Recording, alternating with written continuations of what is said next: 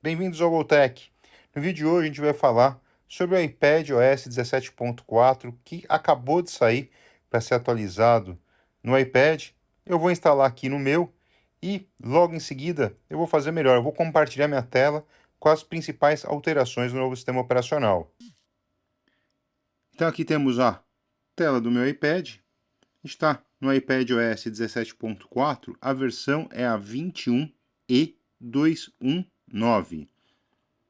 E é uma versão estável. Eu geralmente não atualizo os betas aqui no iPad, porque eu utilizo bastante, mas não tanto quanto o iPhone. E eu entendo também que eu instalo mais os betas para apresentar para vocês as alterações. Então, como o iPad eu vejo também como um instrumento mais de trabalho e que nem todo mundo tem o interesse em atualizar os betas no iPad, eu acabo fazendo somente as instalações finais nele. Mas vamos aos recursos. Então eu vou mostrar para vocês o novo widget, que é o relógio. Agora a gente tem o relógio por cidade.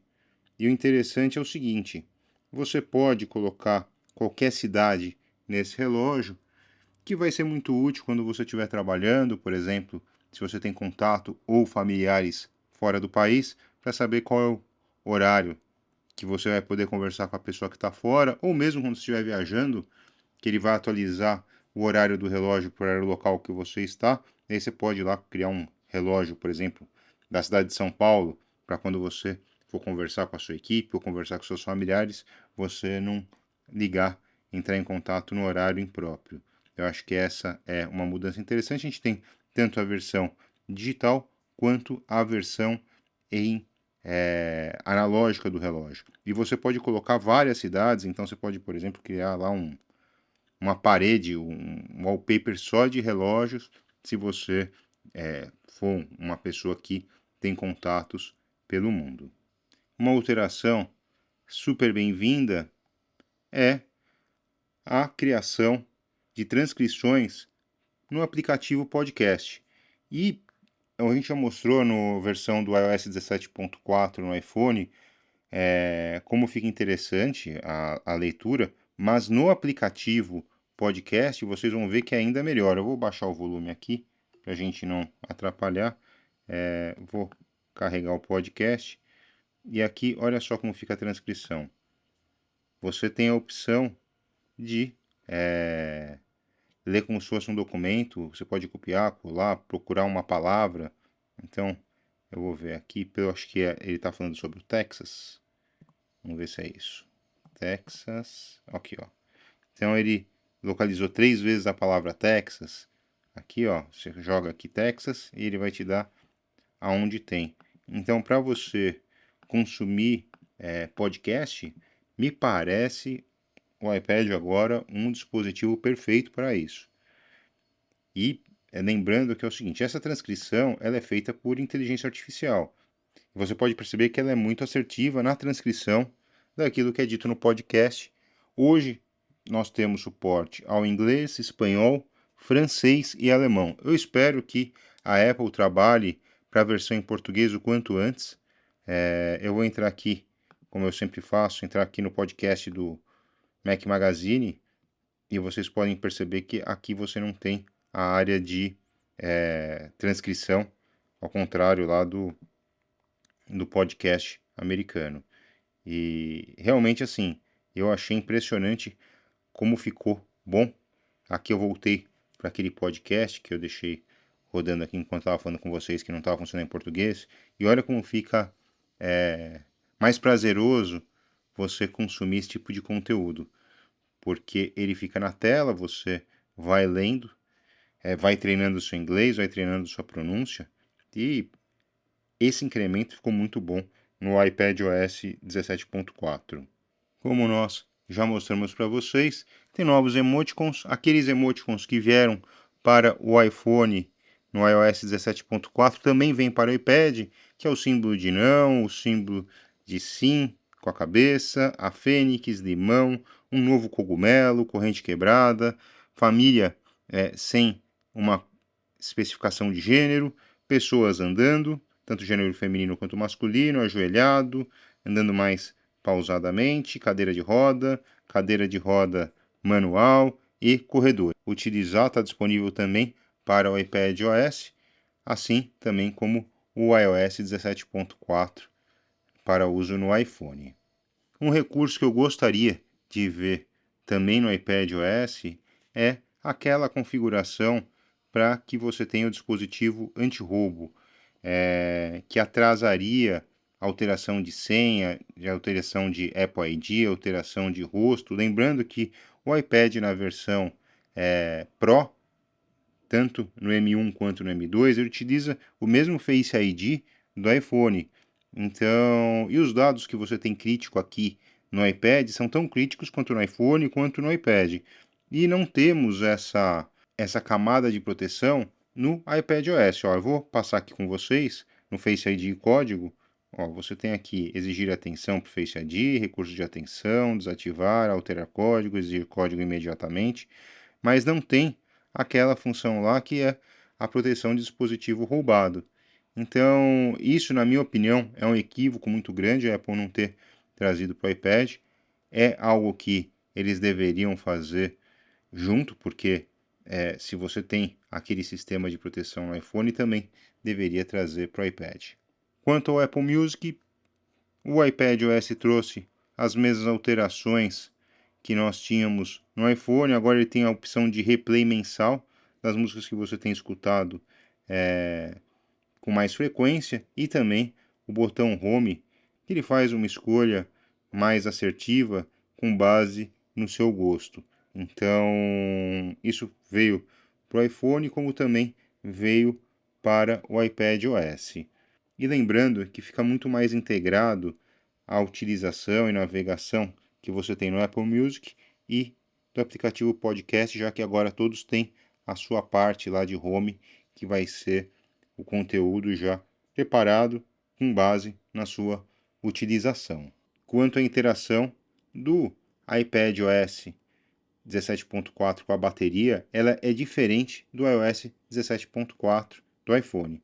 Porque no iPhone hoje a gente tem inúmeras informações quanto à saúde da bateria, e no iPad ele continua não te fornecendo absolutamente nada sobre a sua configuração de bateria. Então vejam só, ó, eu tenho só a opção de marcar ou não o nível de bateria, que vocês podem perceber aqui, eu vou sinalizar, que ele só altera isso, ele vai me dizer quantos por cento eu tenho de carga ainda. Tenho só a opção de trabalhar em modo de pouca bateria. Ele me dá uma sugestão que se eu manter o brilho alto ele vai consumir mais rápido, e me dá como eu utilizo a bateria durante o meu dia. Então, vocês podem perceber que é uma maneira até equivocada. Ele poderia me dar informações da saúde da bateria, se está em 80%, se está em 100%. Ele também poderia dizer se a condição está normal, poderia me dar um número de ciclos, mas não. A Apple trabalha de maneira que praticamente ele fecha as informações da bateria para o sistema operacional e não me reporta, não me dá a transparência necessária como eu tenho no iPhone. Isso eu acho muito ruim, não é de hoje que acontece isso, e a cada nova atualização de iPad OS, eu acredito, tem a esperança que eles vão abrir essa informação para nós. Parece que assim, eles falam assim, ó, vai usando o seu iPad de qualquer jeito aí, e vai funcionar bem. Então, eu vou rodar para vocês o Geekbench.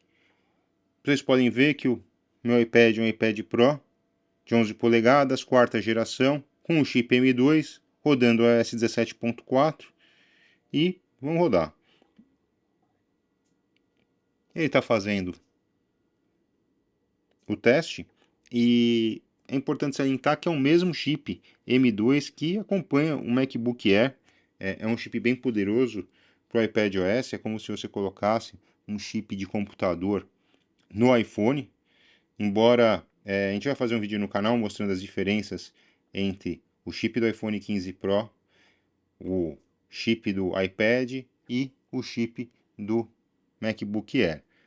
E vocês vão perceber que os dados são interessantes e vocês vão conseguir analisar onde está a diferença de cada chip. Todos esses devices são muito úteis, são bem poderosos e dá para fazer praticamente tudo. A diferença, na minha opinião, está no modo como você utiliza. O iPad eu vejo como um dispositivo muito versátil, eu posso utilizar só a tela ou utilizando ele com o Magic Keyboard, me dá uma facilidade e um conforto maior para trabalhar do que no iPhone. E depende daquilo que eu vou fazer também, eu vou para o Mac, que aí vai me dar um pouco mais de conforto ainda para poder trabalhar.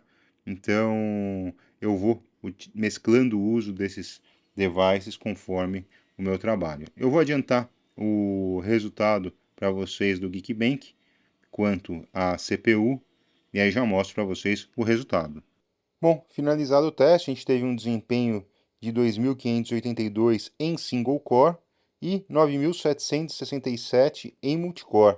Então eu estou aqui com o meu iPhone à mão, vocês não estão no vídeo que eu estou mostrando a tela, mas se vocês forem lá no GoTech, no vídeo de ontem, vocês vão ver o resultado do teste. Mas vocês vão ter que confiar em mim.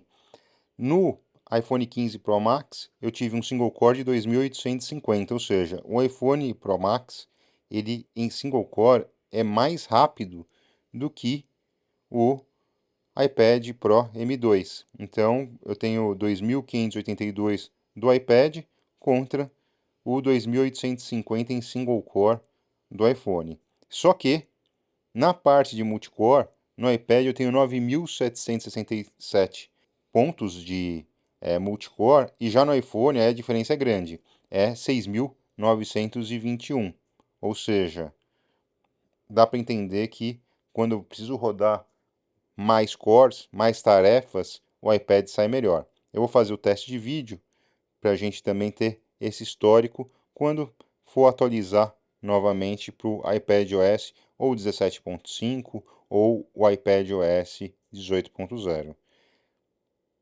E tem gente que gosta de utilizar essas ferramentas para jogo. Eu especificamente acho que a parte de vídeo é importante no iPad, porque eu utilizo muito, como vocês podem perceber, para edição de vídeo. Hoje eu tenho utilizado mais o Final Cut, mas algum tempo atrás eu utilizava muito o DaVinci Resolve para o iPad, que ele é excelente, ele tem bastante ferramenta, ele parece a versão para computador compactada para o iPad, então funciona muito bem. Só que para edição do canal eu não preciso de tantos detalhes assim, um nível tão grande de ferramentas de transição, de efeito especial, a coloração também não preciso trabalhar, fazer color grading com ele, porque a gente geralmente acaba mostrando mais uma tela, ao contrário, por exemplo, de um vídeo que eu vá produzir um conteúdo um pouco diferente, uma filmagem de rua, algo assim. Aí o DaVinci Resolve acaba funcionando bem, e aí eu prefiro utilizar ou o Final Cut no Mac ou o DaVinci Resolve no próprio MacBook. Então, quanto à parte gráfica, eu tenho no iPad 46.035 pontos.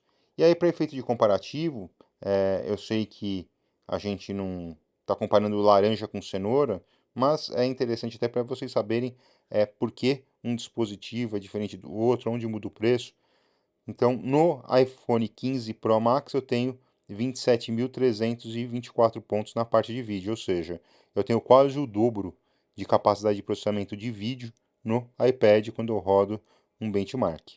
Espero que vocês tenham gostado do vídeo. Eu peço que se inscrevam no canal, que sempre vai ter novidade. A gente faz alguns testes que geralmente os usuários não querem arriscar a fazer, então a gente acaba fazendo por vocês. E se puderem curtir, compartilhar e também se inscrever, eu agradeço muito. Nos encontramos no próximo vídeo. Até a próxima, pessoal!